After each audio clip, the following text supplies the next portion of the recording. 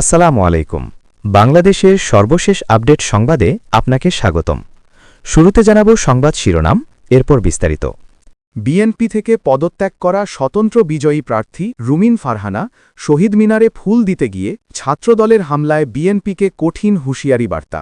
BNP সরকারের অনুমতি নিয়ে ফ্যাসিস্ট আওয়ামী লীগের কার্যালয়ে পতাকা উত্তোলন।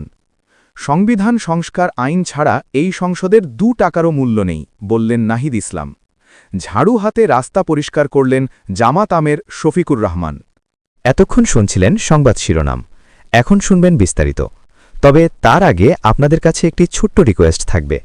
আপনি যদি আমাদের এই চ্যানেলের নতুন দর্শক হয়ে থাকেন, অনুরোধ করব চ্যানেলটি সাবস্ক্রাইব করে বেল আইকনটি ক্লিক করুন।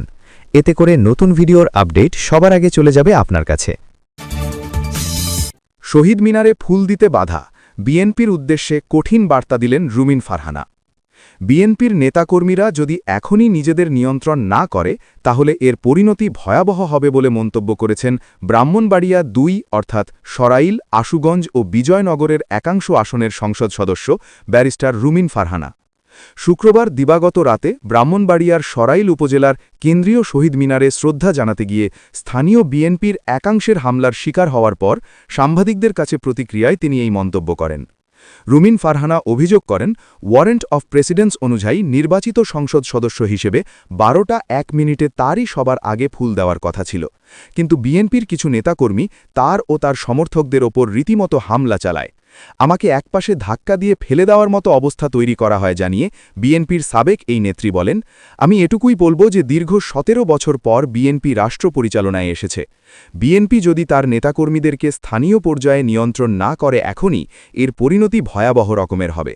যেহেতু দীর্ঘ 15 বছর একটা লম্বা সময়ে বিএনপির নেতাকর্মীরা নানানভাবে চাপে ছিল, লুকিয়ে থাকতে বাধ্য হয়েছে, তারা যখন এরকম একটা ভয়ঙ্কর হিংস্রতা নিয়ে রাজনৈতিক পদের ব্যবহার করার চেষ্টা করে, এটা আমার মনে হয় দলের উঁচু পর্যায় থেকে বিষয়টি মনিটর করা এবং তাৎক্ষণিক ব্যবস্থা না হলে এটা দলের জন্য ভীষণ ক্ষতিকর হবে।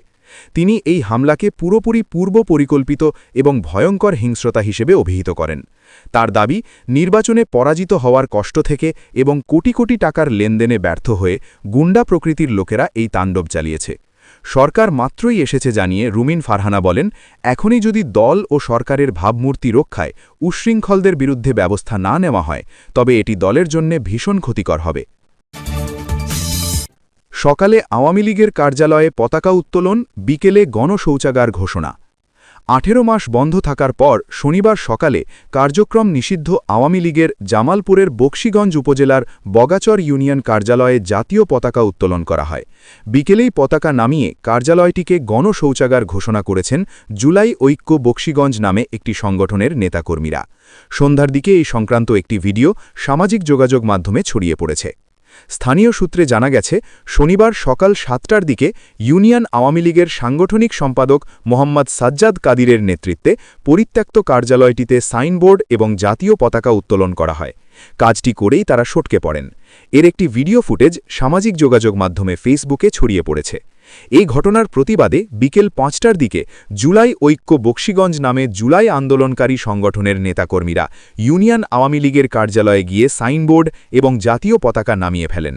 এরপর সাইনবোর্ডে আগুন দেওয়া হয়। পরে তারা কার্যালয়টিকে গণশৌচাগার ঘোষণা করে ব্যানার লাগিয়ে দেন। এ বিষয়ে জুলাই যোদ্ধা হিসেবে পরিচিত শহীদুল ইসলাম বলেন, আজকের পর বগাচর ইউনিয়নে আওয়ামী লীগের কোনো নেতা বা কর্মী দলীয় কার্যালয় খোলার দুঃসাহস দেখালে তাদের সমুচিত জবাব দেওয়া হবে। আর ওই কার্যালয়কে পাবলিক টয়লেট ঘোষণা করা হয়েছে। অন্যদিকে জয় বাংলা স্লোগান দিয়ে বগাচর ইউনিয়ন আওয়ামী লীগের কার্যালয় খোলার প্রতিবাদে বিক্ষোভ মিছিল করেছেন ইউনিয়ন বিএনপির নেতাকর্মীরা। বিকেল 5:30টার দিকে বগাচর ইউনিয়ন বিএনপির উদ্যোগে সারমারা বাজারে ওই বিক্ষোভ মিছিল বের করা হয়।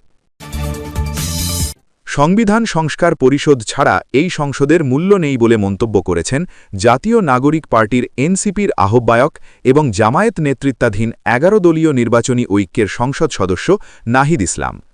আজ বৃহস্পতিবার বিকেলে রাজধানীর বাংলা মোটরের রূপায়ণ টাওয়ারে দলের কেন্দ্রীয় কার্যালয়ে আয়োজিত একটি সাংবাদিক সম্মেলনে তিনি এই মন্তব্য করেন।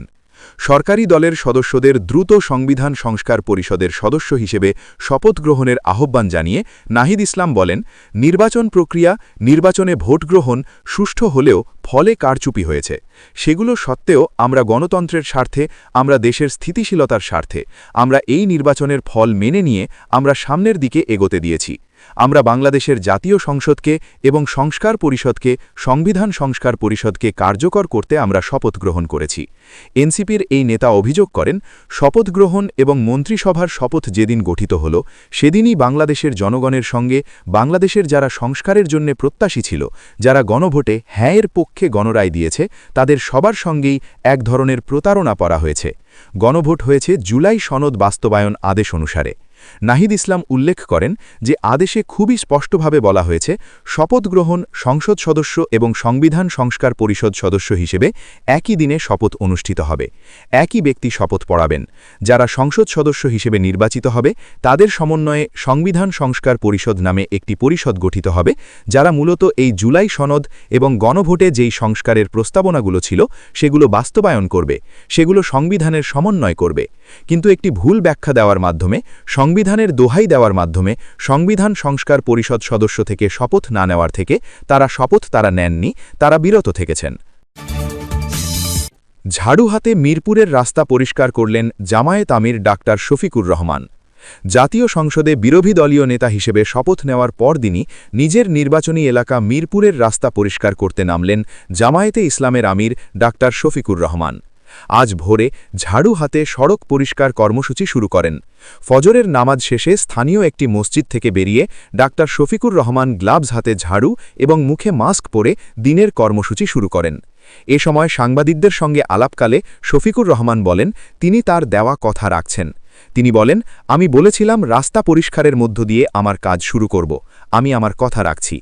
এটি কেবল একদিনের লোক দেখানো কর্মসূচি নয়। তিনি বলেন, তাদের দলের নেতাকর্মীরা প্রতিদিন এই এলাকায় কাজ করবে।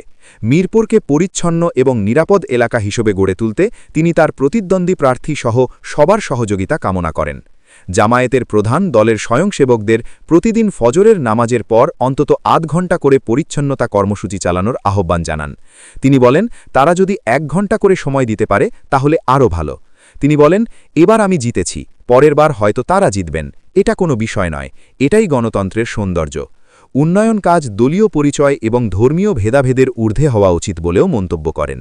ডাক্তার শফিকুর রহমান বলেন, আমি আজই আমার দায়িত্ব শেষ করছি না, এটা কেবল শুরু। আমি ঢাকায় থাকলে প্রতিদিন এখানে এসে এলাকা পরিষ্কার করব, আর যদি ঢাকার বাইরে থাকি সেখানেও সহকর্মীদের সঙ্গে কাজ করব। প্রিয় দর্শক, এতক্ষণ শুনছিলেন বাংলাদেশের সর্বশেষ আপডেট সংবাদ। ভিডিওটি ভালো লাগলে একটি লাইক করুন, কমেন্ট করে জানান আপনার মূল্যবান মতামত, শেয়ার করে ছড়িয়ে দিন আপনার বন্ধুদের মাঝে। ভালো থাকবেন, সুস্থ থাকবেন। আসসালামু আলাইকুম ওয়া রাহমাতুল্লাহি ওয়া বারাকাতুহু।